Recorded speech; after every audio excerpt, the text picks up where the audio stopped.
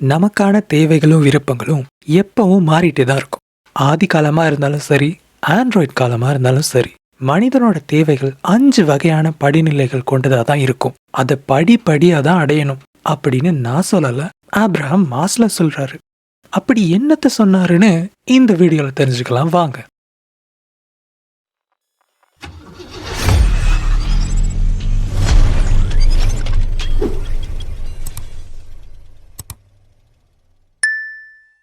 மனிதனோட 5 வகையான சுய தேவைகளை அடிப்படையா வச்சு இந்த பிரமிட் மாடலை மாஸ்லோ உருவாக்கினார். அதுல முதல் படி பிசியலாஜிக்கல் நீட்ஸ். ஒரு மனிதன் உயிர் வாழ அத்தியாவசியமான உணவு, நீர், உறக்கம் மாதிரியான தேவைகள் இதுக்குள்ள வரும். இந்த உடலியல் தேவைகள் பூர்த்தி ஆகலைன்னா நம்மளால வேற எதையும் செய்ய முடியாது. உதாரணத்துக்கு, பசியோட ஸ்கூல் போனா டீச்சர் என்னத்தை சொல்லி கொடுத்தாலும் மண்டையில ஏறாது. ஒருவேளை அதனாலதான் பிரைமரி படிக்கும் போது நமக்கு ஃப்ரீயா சாப்பாடு கொடுத்தாங்களோ என்னவோ. உடலியல் தேவைகள் பூர்த்தியானதும் 2வது கட்டமா நிரந்தரமான வேலை, பாதுகாப்பான வீடு, பயமில்லாம வாழக்கூடிய ஒரு சூழல் மாதிரியான பாதுகாப்பு தேவைகள் பத்தி நாம கவனம் செலுத்துவோம். உதாரணத்துக்கு, நிரந்தரமான வேலை ஒண்ணு இல்லைன்னா எப்போ இந்த வேலை போகுமோ அப்படிங்கிற பயம் தான் நம்ம மனசு ஃபுல்லா இருக்கும். மேபி இதனாலதான் எல்லாரும் அரசாங்க வேலைக்கு ஆசைப்படுறாங்க போல. உடலியல் தேவைகளும் பாதுகாப்பு தேவைகளும் பூர்த்தியான பிறகு குடும்பத்துக்குள்ள குழந்தை, பெற்றோர், கணவன், மனைவி, உறவினர்கள் கிட்டையும் குடும்பத்துக்கு வெளியில நண்பர்கள் கிட்டையும் அன்பும் பாசமும் சரியா கிடைக்கணும், சமூகத்துல ஒரு அங்கமா வாழணும் அப்படிங்கிற அன்பு உரிமை தேவைகள் மனிதனுக்கு எழத் தொடங்கும். உதாரணத்துக்கு, வேலை இடத்துல தனிமை உணர்ந்தா வேலைக்கு போகவும் பிடிக்காது, வேலையில நம்மளோட முழுமையான செயல்திறனை காட்டவும் முடியாது. பெரும்பாலான தனியார் நிறுவனங்கள் குழுவா செயல்பட வலியுறுத்த இதுவும் ஒரு காரணமா இருக்கும் போல.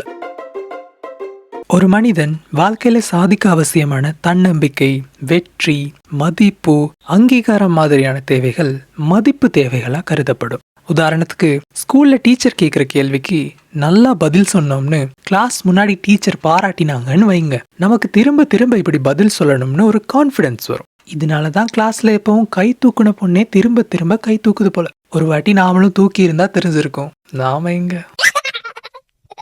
நமக்கு எல்லா தேவைகளும் பூர்த்தியானா நம்ம வாழ்க்கையோட அர்த்தம் தான் என்னன்னு ஒரு கேள்வி எழும். அதுக்காக ஏதாவது செய்யணும், முழுமையா உணரணும்னு தோணும். இதைத்தான் சுய முழுமை தேவைகள்னு சொல்லுவோம். உதாரணத்துக்கு, வெற்றி பெற்ற தொழிலதிபர்கள் அவங்க துறை சார்ந்த அனுபவத்தை பகிர்ந்து வளர்ந்து வரும் தொழிலதிபர்களை வழி நடத்துவாங்க. கூகுள் சிஇஓ சுந்தர் பிச்சை இதனாலதான் அடிக்கடி பல யூனிவர்சிட்டிக்கு விசிட்டிங் லெக்சர் போறாருன்னு தோணுது. எனிவே, கீழ்மட்ட தேவைகள் பூர்த்தியானாதான் உயர்மட்ட தேவைகள்ல நாம கவனம் செலுத்துவோம்னு மாஸ்லோ சொல்றாரு. ஆனா சிலர் இதை மறுக்கிறாங்க. ஏன்னா மனிதனோட தேவைகள் எப்பவும் படிப்படியா தோற்றம் பெறாது. ஏழையா இருந்தாலும் தன்னோட கனவுகளை நோக்கி பயணிச்சவங்க ஏராளமா இருக்காங்க. சோ நீங்க என்ன நினைக்கிறீங்க? நாம் ஒரு தேவையை பூர்த்தி செஞ்சுட்டு தான் இன்னொரு தேவையில கவனம் செலுத்துறோமா, இல்ல நிரந்தர வருமானமோ தொழிலோ இல்லாத நேரம் கூட நம்ம கனவை அடைய முயற்சி செய்யறோமா? இந்த கன்செப்ட்கான குட்டி ஸ்டோரி மாதவன், ராகவன்னு 2 நண்பர்களை பத்தினது. 2 பேரும் ஒன்னாதான் காலேஜ் போனாங்க. காலேஜ் முடிஞ்சதும் ஒன்னாவே வேலைக்கும் போனாங்க. மாதவனோட தேவைகள் அப்படியே மாஸ்லோ சொன்ன மாதிரியே இருந்துச்சு. வேலைக்கு போன புதுசுல சாப்பிட சாப்பாடும் தங்கி இருக்க இடத்துக்கு வாடகையும் கொடுத்தா போதும்னு நினைச்சான். அதுக்கப்புறமா வேலையில நிரந்தரமாகும் வர கடுமையா உழைச்சான். அதனால வேலை தளத்துல அவனுக்கு நிறைய ஃப்ரெண்ட்ஸும் கிடைச்சாங்க. சோ கம்பெனியும் ஒரு ஃபேமிலி மாதிரி ஃபீல் பண்ண தொடங்கினான். மாதவனோட வேலையை பாராட்டி அவனுக்கு கம்பெனில ப்ரொமோஷன்லாம் கொடுத்தாங்க. இது அவனோட கான்ஃபிடன்ஸையும் கூட்டிச்சு. பல வருஷத்துக்கு அப்புறமா மாதவன் அந்த கம்பெனியோட சீனியர் மேனேஜராகவும் ஆகிட்டான். சோ இப்போலாம் மாதவன் அவனுக்கு ஆர்வம் இருக்க சில ப்ராஜெக்ட்ல மட்டும்தான் வேலை செய்யறான். அவனோட மன திருப்திக்காக புதுசா வந்தவங்களுக்கு அப்பப்போ ஒரு வழிகாட்டியாவும் ஆலோசனைகள் கொடுப்பான். ஆனா ராகவனோட கதையே வேற. மாதவனுக்கு வேலை நிரந்தரமாகறப்போவே ராகவனுக்கும் வேலை நிரந்தரமாகிடுச்சு. ஆனா ராகவன் சந்தோஷமா இருக்கல. அவனுக்கு பெயிண்டிங் பண்றது தான் ரொம்பவே பிடிச்சிருந்துச்சு. வேலை முடிச்சு போர்டிங் போனதும் இரவெல்லாம் தூங்காம பெயிண்டிங் பண்ணுவான். நாள் ஆக ஆக நிரந்தர வேலை இல்லாம போனா என்ன ஆகுமோ அப்படின்ற பயத்தை விட அவனோட பெயிண்டிங் கனவு மீதான நம்பிக்கை அதிகரிக்க தொடங்குச்சு. ஒரு நாள் ராகவன் அவனோட நிரந்தர வேலையை விட்டுட்டு முழு நேர பெயிண்டர் ஆகிட்டான். அடுத்த 2 வருஷத்துக்கு அவனுக்கு நிரந்தர வருமானம் இருக்கல. குடும்பத்திலையும் மேலையும் கேள்வி கேட்க தொடங்கிட்டாங்க. அவனோட வாழ்க்கையே கேள்விக்குறியாகிடுச்சுன்னு எல்லாரும் நினைச்சாங்க. ஆனா ராகவன் முன்னாடி விட அவ்வளோ சந்தோஷமா இருந்தான். யோசிச்சு பாத்தீங்கன்னா மேஸ்லோவை பொறுத்த வரைக்கும் சேஃப்டி நீட்ஸ் பூர்த்தியான அப்புறம் தான் வாழ்க்கையோட அர்த்தத்தை அடைய முடியும். ஆனா இங்க ராகவன் வாழ்க்கையோட அர்த்தத்தை அடைய அவனோட சேஃப்டி நீட்ஸை தியாகம் செஞ்சுட்டான். So the moral of the story is, வாழ்க்கையில நாம எப்பவும் படிப்படியா நம்ம தேவைகளை பூர்த்தி செய்யறது கிடையாது. நாம நம்ம தேவை என்னவோ அதை கண்டுபிடிச்சு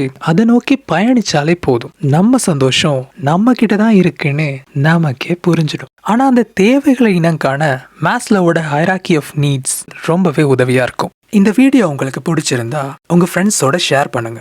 இதே மாதிரி வேற எந்த கான்செப்ட் அடுத்து எக்ஸ்பிளைன் பண்ணணும்னு கமெண்ட்ஸ் மூலமா எங்களுக்கு தெரியப்படுத்துங்க. அப்புறம் இன்னொரு விஷயம், அப்படியே போற போக்குல அந்த சப்ஸ்கிரைப் பட்டனையும் தட்டி விட்டா தொடர்ந்து இதே மாதிரி வீடியோ செய்ய எங்களுக்கு ஒரு மோட்டிவேஷனா இருக்கும். ஸோ அடுத்த வீடியோ அப்லோட் ஆகும் வரை be positive with a positive.